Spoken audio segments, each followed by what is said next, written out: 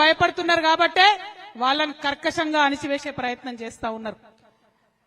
దారుణాతి దారుణంగా మానవ హక్కుల ఉల్లంఘన చేసి వాళ్ళని చంపుతా ఉన్నారు. దుఃఖపడుతున్నాం, చూస్తున్నాం మనం. ఇంకో పక్క రైతన్నల మీద దాష్టికం. కష్టపడి పొద్దున 10కి పోతే బయటకి సాయంత్రం 8-9 అయినా కూడా తోట నుంచి ఇబ్బంది పడి కష్టపడి వచ్చే రైతన్నను దారుణంగా ఇబ్బంది పెడతా ఉన్నారు. 1 కాదు 2 కాదు. ఇవాళ కరెంటు అర్ధరాత్రి వస్తుంది. మరి మొత్తం కుటుంబాన్ని ఇడిచిపెట్టాలి, ఇంటికాడ వైఫ్ ని పిల్లల్ని అందరినీ వదిలిపెట్టాలి. వాళ్ళు ఎట్లుంటారో అని రందో పక్కన, మరి అక్కడికి పోతేనేమో పామో తేలో ఉడుతుందనే బెంగ ఇంకో పక్కన. మరి ఇంత పెద్ద పెద్ద మనుషులు వచ్చిందే, ఇయ్యరాదా కరెంటు?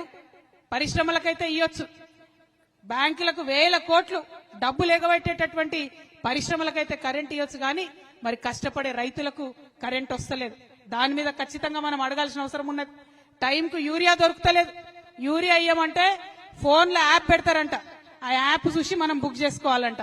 నేను ఒకటే మాట అడుగుతున్నా, మా రైతుల దగ్గర అయితే చిన్న ఫోన్లు ఉన్నాయబ్బా, ఎర్ర బటన్ పచ్చ బటన్ చిన్న ఫోన్ ఉంది మా దగ్గర. మరి మొదలు మా అందరికి ఐఫోన్లు ఇవ్వండి, ఆ తర్వాత యాప్ పెట్టుర్రి. అంతేనా? అందరికి ఐఫోన్లు ఇవ్వండి, ఆ తర్వాత యాప్ పెట్టుండ్రి. పెడితే మేము కూడా నేర్చుకుంటాం కదా, అదేం బ్రహ్మ విద్య కాదు. కానీ మా దగ్గర ఫోనే లేదు. ఇప్పుడు మేము ఏడబోదుము, మా పిల్లగాన్ని ఏడ బతిమలాడదుము, ఆ చదువుకునే పిల్లాన్ని బతిమలాడి యాప్ బుక్ చేసుకొని కొనుక్కోవడానికి పోవాలి యూరియా. అంటే మీకు యూరియా ఇచ్చే చేతగాక అనేకమైనటువంటి కొర్రీలు పెడుతున్నారు తప్పితే నిజంగా రైతు మేలు కోరి కాదు. నిజంగా రైతు మేలు కోరి ఉంటే ఏం చేయాలి చెప్పలే, ఈ కాంగ్రెస్ వాళ్ళు చెప్పలే. మీరు అర్జెంట్ గా ఓన్రి ఊరుకుండ్రి, బ్యాంకుల దగ్గర లైన్లు కట్టుండ్రి. మీ దగ్గర 1,00,000 రుణమాఫీ అయిపోతే 2 లక్షలు తెచ్చుకోండి. ఇంటింట్లో ఎంతమందికి వస్తే అంతమందికి 2 లక్షలు తెచ్చుకోండి. మేము ఎక్కుతానే సోనియమ్మ పుట్టినరోజు నాడు మొత్తం రుణమాఫీ చేస్తామని చెప్పారు. అంటే పాపం చాలా మంది ఒక్కొక్క ఇంట్లో 2, 3 పోయి డబ్బులు తెచ్చుకున్నారు. కానీ ఆ 2 లక్షల రుణమాఫీ అన్నది జరగనే లేదు. ముఖ్యమంత్రి గారు మొన్న చెప్తా ఉన్నారు, అందరికీ 2 లక్షల రుణమాఫీ చేసినాం. మేము ఆనాడే ఛాలెంజ్ చేసినాం, ఈ రాష్ట్రంలో 40 లక్షల మందికి 40 లక్షల మంది రైతులకు రుణమాఫీ చేస్తాం 40,000 కోట్లు అని కాంగ్రెస్ పార్టీ హామీ ఇచ్చింది. ఇవాళ రుణమాఫీ చేసింది కేవలం 25 లక్షల మంది రైతులకు మాత్రమే. అంటే ఇంకా 15 లక్షల మంది రైతులకు రుణమాఫీ జరగలేదు. ఇవి గణాంకాలు చెప్తున్నాయి, లెక్కలు చెప్తున్నాయి. మీరు బుకాయించినా కూడా నమ్మరు ప్రజలు, ఎందుకంటే అనుభవిస్తున్నారు. కొంతమందికి 50,000 ఉన్న వాళ్ళకు కూడా రుణమాఫీ కాలే, కొంతమందికి 1,50,000 ఉన్న వాళ్ళకు కూడా రుణమాఫీ కాలే.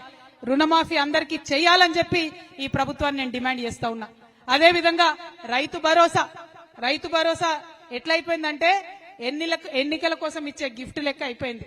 మన ముఖ్యమంత్రి గారు ఏమాత్రం మొహమాటం లేకుండా ఇగో రైతు భరోసాకి వేస్తున్నా నేను, తర్వాత ఎన్నికలు పెడతా ఎంపీటీసీ డెప్యూటీసీ అని చెప్తున్నారు. అంటే కేవలం ఎన్నికలప్పుడే రైతు గుర్తొస్తుండే తప్పితే మిగతా టైంలో గుర్తొస్తలేదు. కాబట్టి రైతు భరోసా ఖచ్చితంగా వేయాలని నేను ప్రభుత్వాన్ని డిమాండ్ చేస్తా ఉన్నా. మరి మొన్న సర్పంచ్ ఎన్నికలు అయితే ఈ ఏటికి అవతల వైపు నారాయణపేటలో మా తమ్ముడు గవినోల శ్రీనివాస్ గారు డైరెక్ట్ గా యునానిమస్ గా సర్పంచ్ గెలిచి మరి బోని కొట్టిండు జాగృతికి. ఆయన జాగృతి జిల్లా అధ్యక్షుడు నారాయణపేట. మరి మున్సిపల్ ఎన్నికలు రాగానే ఆ జోగులాంబ అమ్మవారి దయతోని గద్వాల్ నుండే జాగృతి జయగంట మోగింది, జైత్రయాత్ర ప్రారంభమైంది.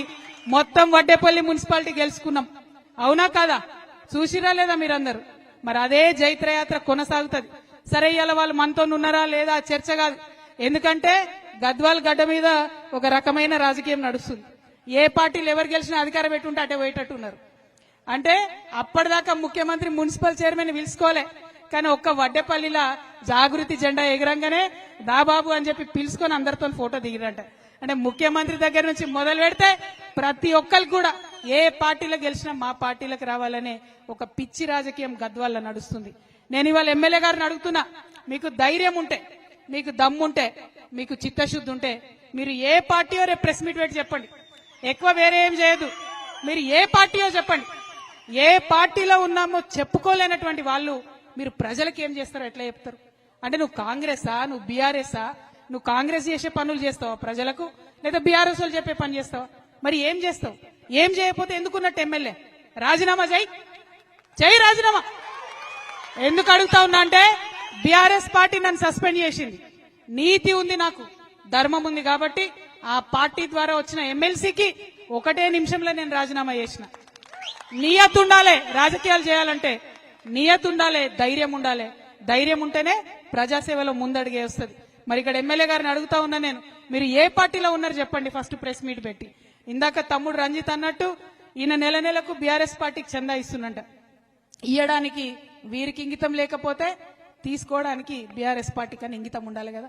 మరి వాళ్ళు ఎందుకు తీసుకుంటున్నారన్న విషయం వాళ్ళు కూడా ప్రజలకు ఖచ్చితంగా చెప్పాల్సినటువంటి అవసరం ఉంది. మరి అది బీఆర్ఎస్ అయినా ఇప్పుడు వచ్చిన కాంగ్రెస్ అయినా 12 ఏళ్ళు అవుతుంది. మనం చిన్నప్పుడు చదువుకునేది గుర్తుంది కావచ్చు మీ అందరికీ, బిరబిరా కృష్ణమ్మ పరుగులిడుతోంది అంటే మనం మంచిగా పెద్ద పాట అనుకొని పద్యం అనుకొని నేర్చుకున్నాం చిన్నప్పుడు. కానీ ఇప్పుడు కూడా బిరబిరా కృష్ణమ్మ మనని దాటుకొని పరుగులెడుతుంది తప్పితే మన నడిగడ్డకు మాత్రం నీళ్లు వస్తలేవు. తుంగభద్ర తన్నుకుంటూ వెళ్ళిపోతుంది మన దగ్గరికి వెళ్ళి తప్పితే మన ప్రాంతానికి నీళ్లు వస్తలేవు. అటు తుమ్మిళ్ళ నుండి సగం కెపాసిటీ వర్క్ అవుతుంది, ఇటు నెట్టెంపాడైతే నా చిన్నప్పటి నుంచి నడుస్తూనే ఉంది నత్త నడకన. నత్తలు కూడా సిగ్గుపడుతున్నాయట, మమ్మల్ని ఇట్లా నెట్టెంపాడుకు కంపేర్ చేయకండి, దరిద్రంగా ఉంది, మమ్మల్ని అవమానం చేయకండి అని చెప్పి. నెట్టెంపాడది ఆ పరిస్థితి ఉంది. అంటే ఇక నీళ్ళు ఎప్పుడు రావాలి నడిగడ్డకు, మరి మన కష్టాలు ఎప్పుడు తీరాలి? రైతు అనేటోడు గుండె మీద చేసుకొని ఎప్పుడు పడుకోవాలి? ఈ విషయాల్ని దయచేసి ఆలోచన చేయాలి. అందుకే నేను కోరేది మిమ్మల్ని, అది బీఆర్ఎస్ కంప్లీట్ గా నడిగడ్డను మోసం చేసింది, ఫెయిల్ అయిపోయింది బీఆర్ఎస్ పార్టీ నడిగడ్డలో. కాంగ్రెస్ పార్టీ 2.5 ఏళ్ళైంది వచ్చి ఏదో చేస్తామని చెప్పొచ్చిర్రు, కంప్లీట్ గా వాళ్ళు విఫలమైంది. మరి వాళ్ళ జరగాల్సింది ఏమున్నది? నాగర్ కర్నూల్లో నిన్న జరిగినటువంటి ఘటనలో మరి మాట్లాడాల్సినటువంటి అవసరం ఉన్నది.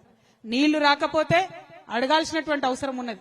అట్లా అడిగేటోళ్ళు కొత్త వాళ్ళు రావాల్సినటువంటి అవసరం ఉన్నది. కాబట్టే మీ అందరి దయతోని ఒక ముందడుగేస్తున్నాం.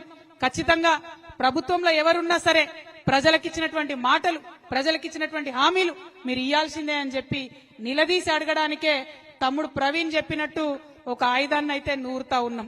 ఆ ఆయుధం, ఆ కొత్తగా వచ్చేటటువంటి ఆ రాజకీయ శక్తి ఖచ్చితంగా మీ అందరికి కూడా ఆయుధం అవుతుంది. ఈ నడిగడ్డకు నీళ్లు తీసుకొచ్చేటటువంటి ఒక వజ్రాయుధంగా మీ ముందుకు వస్తామని తెలియజేస్తా ఉన్నాం.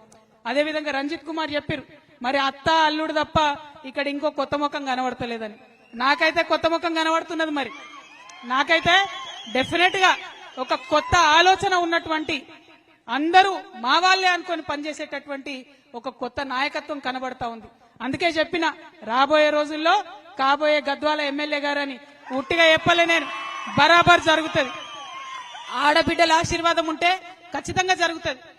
ఇక్కడికి వచ్చిన ఆడబిడ్డలు ఒకసారి ఆలోచన చేసుకోవాలా, పనిచేస్తున్నాడా లేదా రంజిత్, కొట్లాడుతున్నాడా లేదా రంజిత్, అదే విషయాన్ని దయచేసి ఆలోచన చేయండి. ఇవాళ ఇక్కడికి వచ్చిన వాళ్ళందరూ అయితే నవ్వుతున్నారు. మరి ఆయన పేరు చెప్పినట్టు పనిచేస్తున్నాడా తెలుసా మీకు? బాగానే పనిచేస్తున్నాడా? కొట్లాడుతున్నాడా? మీ పక్షాన కొట్లాడుతున్నాడా? మరి ఉంటారా, నిలబడతారా రేపొద్దున? పాపం 3 సార్లు పోటీ చేసింది, ఇప్పటికి 2 సార్లు పోటీ చేసింది. ఇప్పటికి మీరంతా మీటింగ్లలో చేతులు ఎత్తుతున్నారు, ఓటింగ్లలో మాత్రం ఇంకో దిక్కు ఎత్తుతున్నారు. అంతేనా? అట్లా చేయకూరి. ఎందుకంటే ఎలక్షన్ అప్పుడు ఎవరేమిచ్చినా తీసుకోవాలి, కానీ మనకెవరు పనిచేస్తారో వాళ్ళకే ఓటేసుకోవాలి. ఆ విషయాన్ని ఆలోచన చేయండి. ఎందుకంటే ఎలక్షన్ అనగానే ఇక అత్త వస్తారు, అల్లుడు వస్తారు, బయలుదేరుతారు. ఇప్పుడు వస్తున్నాయి మళ్ళా జెడ్పీటీసీ ఎంపీటీసీ ఎన్నికలు వస్తున్నాయి.